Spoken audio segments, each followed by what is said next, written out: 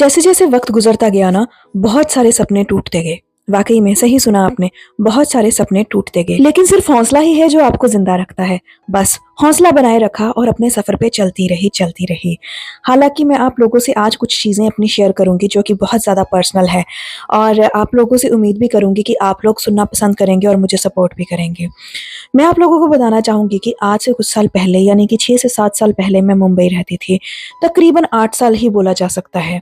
और वहाँ पर मैं अपना जो करियर था उस पर बहुत फोकस करती थी। जैसे कि मैं एक्टिंग फील्ड में थी, मैंने बहुत सारे काम किए, बहुत सारे टीवी सीरियल्स किए, बहुत कुछ किया। और ये सब चीज़ें करते करते करते करते एक अच्छा ब्रेक मुझे नहीं मिल पाया। और उन्हीं दिनों चीज़ें कुछ ऐसी हुई कि मैं बिज़नेस में आ गई।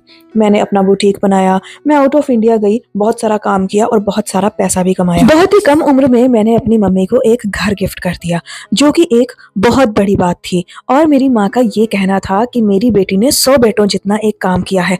उस दिन मुझे अपने ऊपर बहुत प्राउड हुआ और मुझे लगा कि शायद मैं जिंदगी में कुछ अच्छा कर जाऊंगी, लेकिन ऐसा नहीं हुआ। हालात ऐसे बने कि माँ बीमार हो गई और बीमारी में वो हमें छोड़ के चली गई और मेरा हौसला टूटता गया। लेकिन फिर कहा जाता है ना कि समय सबसे बलवान है। जैसे जैसे समय गुजरा, चीजें ठीक होती गई। वैसे तो देखा जाए, मैं आज भी अपनी माँ को उतना ही याद करती हूँ, लेकिन मैं अंदर से हील होती गई क्योंकि वक्त गुजरता गया। फिर उसके बाद मैंने अपनी पुरानी जिंदगी के बारे में सोचा कि यार, जिस तरीके से मैं जीती थी, क्या मैं फिर से वही लाइफ नहीं जी सकती हूँ। मैंने कोशिश की और आज मैं बहुत अच्छी जिंदगी जी रही हूँ। मैं फिट रहती हूँ और एकदम अच्छा खाती हूँ और लोगों के साथ अपने एक्सपीरियंस शेयर करती हूँ। लोगों को भी मोटिवेट करती हूँ कि वो बीमारियों से दूर रहे, क्योंकि जब कोई गंभीर बीमारी हमारे घर में एंट्री करती है ना, तब हम लोग जीते जी मर जाते हैं। जो इंसान भुगत रहा है वो तो मरता ही है, उसके साथ वाले ज्यादा मरते हैं, क्योंकि सारा का सारा भार उनके कंधों पर होता है। तो दोस्तों, आपको मैं यही बात बोलूंगी, अगर आप चाहते हैं कि आपके बच्चे सुखी रहें तो आपका ठीक होना बहुत जरूरी है, क्योंकि कल को आप बीमार पड़ गए तो सारा का सारा बोझ आपके बच्चों के कंधों के ऊपर आएगा, जो आपसे बिल्कुल बर्दाश्त नहीं होगा। फिर इंसान सिवाय दुआ करता है कि भगवान मुझे उठा ले, लेकिन जितने सांस होते हैं उतने हमें धरती पर लेने पड़ते हैं। और ऊपर वाला भी कहता है कि मैंने तो तुम्हें सही बनाकर भेजा, लेकिन तुमने अपनी जिंदगी खुद खराब की। और हमें अपना जो कर्म होता है, उसका जो फल है, वो इसी जन्म में भोगना पड़ता है। मैं आपको कहती हूँ कि अपने कर्म को अच्छा करें। ऐसा कर्म करें जिसे देखकर लोगों को प्रेरणा मिले, ना कि वो लोग गलत राह पे चलें। मैं अपने कर्म पर ध्यान दे रही हूँ। जैसे कि मैं अर्न तो कर ही रही हूँ, लेकिन मेरा कर्म भी ऐसा है जिसे देखकर लोगों को हिम्मत मिलेगी। मैं अपनी अनकही कहानियां भी आपको बताती हूँ, जो शायद मैं कभी किसी के साथ शेयर ना करना चाहूँ, लेकिन ये जिंदगी, ये सिलसिला ऐसे ही चलता रहेगा।